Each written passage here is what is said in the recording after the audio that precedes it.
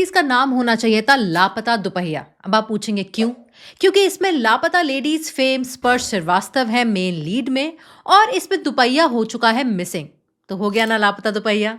लापता लेडीज में स्पर्श अपनी बीवी को ढूंढ रहे थे और यहाँ पर दुपहिया को ढूंढ रहे हैं। Hello and welcome to the review of लापता दुपहिया, सॉरी दुपहिया।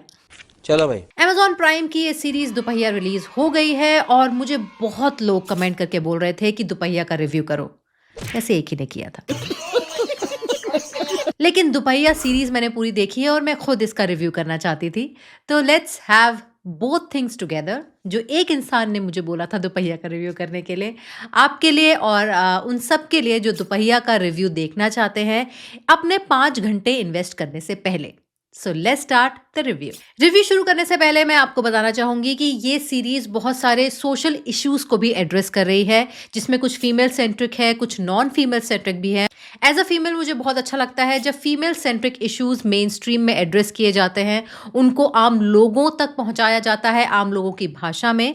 जैसे कि मिसेज आई थी अभी रिसेंटली, वो मुझे बहुत अच्छी लगी थी और उसका भी मैंने रिव्यू किया था। अगर आपको देखना है तो मेरे इस वीडियो पर देख सकते हैं, यहाँ पर आ रहा होगा। तो आप जल्दी से जाइए मिसेस का रिव्यू देखिए। अगर अभी तक आपने मिसेस नहीं देखी है तो मिसेस भी जरूर देखिए। खैर, coming back to the review of Dupahiya, और सबसे पहले बात करते हैं इस सीरीज की स्टेलर कास्ट की।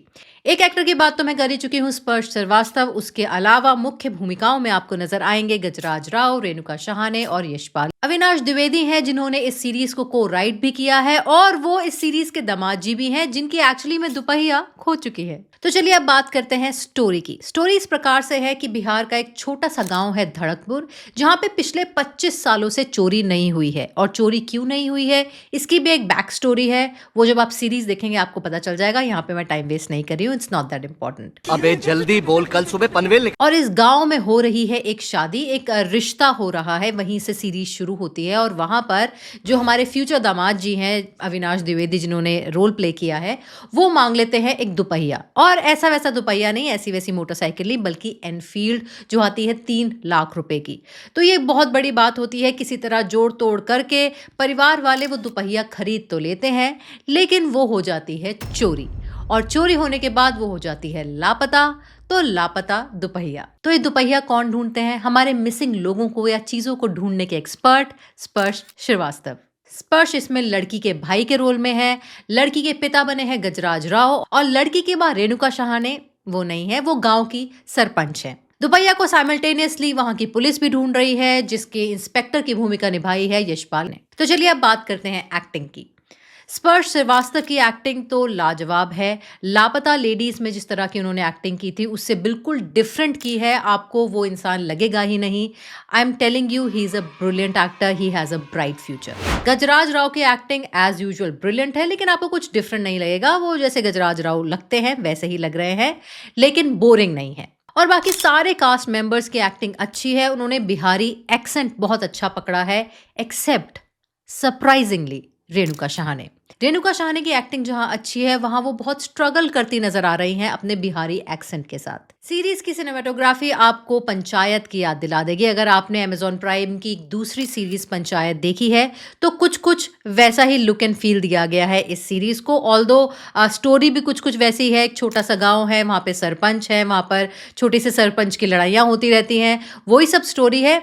लेकिन पंचायत से ये सीरीज डिफरेंट कैसे है? पंचायत में कहीं कहीं सीरियस इश्यूज भी उठाए गए हैं, सीरियस भी हो जाता है, और सेकंड सीजन तो और सीरियस हो गया था। बट ये सीरीज बहुत ही लाइट है, झोंके की तरह गुजर जाएगी। अगर आप डिसाइड करते हैं कि आपको ये सीरीज देखनी है तो आपको बिंज वॉच करना पड़ेगा 5 घंटे तक। ऑलमोस्ट 9 एपिसोड्स की ये सीरीज है और on an average her episode 35 minutes का है।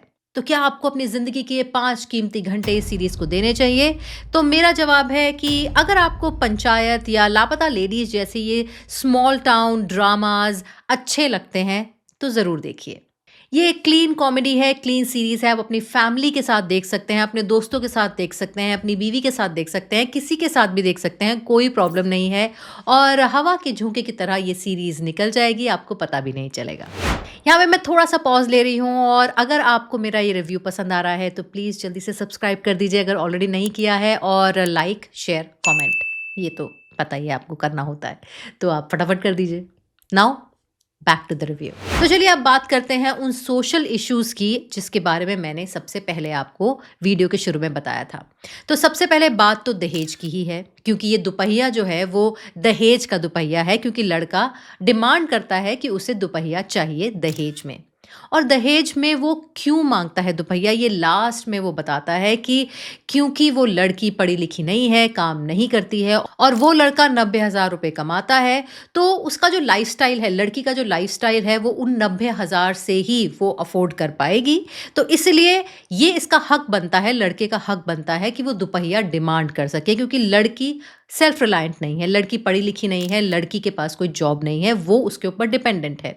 तो यहाँ पे सीधा सीधा मैसेज ये दिया जा रहा है कि अपनी लड़कियों को सेल्फ रिलायंट बनाओ, क्योंकि जो जड़ है दहेज की वो ही खत्म हो जाएगी। वहीं पर वो जो लड़की है डिपेंडेंट है अपने पति के ऊपर, अपने पति की सैलरी के ऊपर, वो वहीं खत्म हो जाएगा। अगर वो एजुकेटेड है, अगर वो फाइनेंशियली इंडिपेंडेंट है, तो कोई दहेज की मांग करेगा ही नहीं। और सिर्फ दहेज ही नहीं, वो रिस्पेक्ट उसे मिलेगी जो एक लड़की को मिलनी चाहिए आफ्टर मैरिज। तो अगर आप एक लड़की हैं जो इस वक्त ये वीडियो देख रही हैं, तो प्लीज़ मेरी आपसे रिक्वेस्ट है, सेल्फ रिलायंट बनिए, इंडिपेंडेंट बनिए, फाइनेंशियली इंडिपेंडेंट बनिए, जिससे ये सारी जो सोशल इश्यूज़ हैं इनको हम जड़ से ही खत्म कर सकें।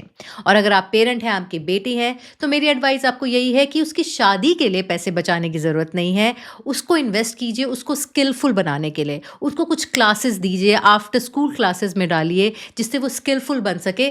अरे पैसा और उसके बाद पति झक मार के पीछे आएंगे।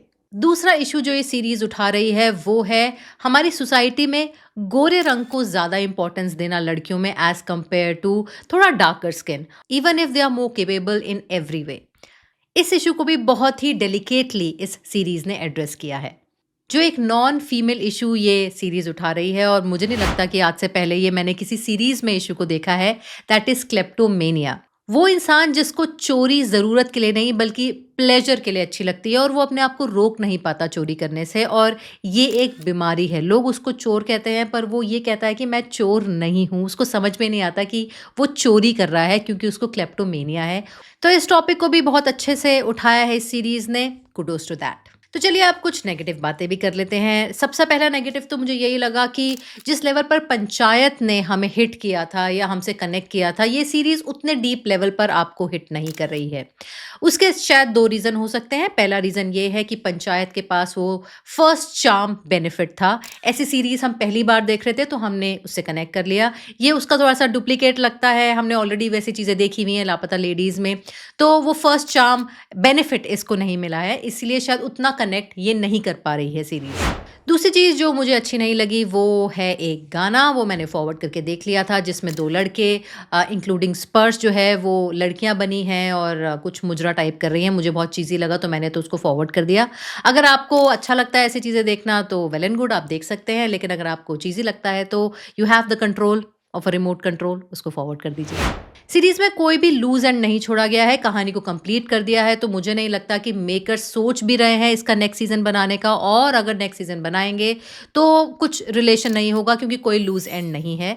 तो लास्ट में वर्डिक्ट यही है कि अगर आपको एक अच्छी family crime suspense comedy thriller series देखनी है जिसका आगे चल के कोई नेक्स्ट सीजन नहीं आने वाला है, तो आप ये सीरीज देख सकते हैं, बिंज वॉच कर सकते हैं 5 घंटे लगाकर, या 30-30 मिनट का एक एपिसोड है, तो इट्स अप टू यू, आप कैसे भी देखना चाहें, लेकिन आप देख सकते हैं। It's a nice pretty good series.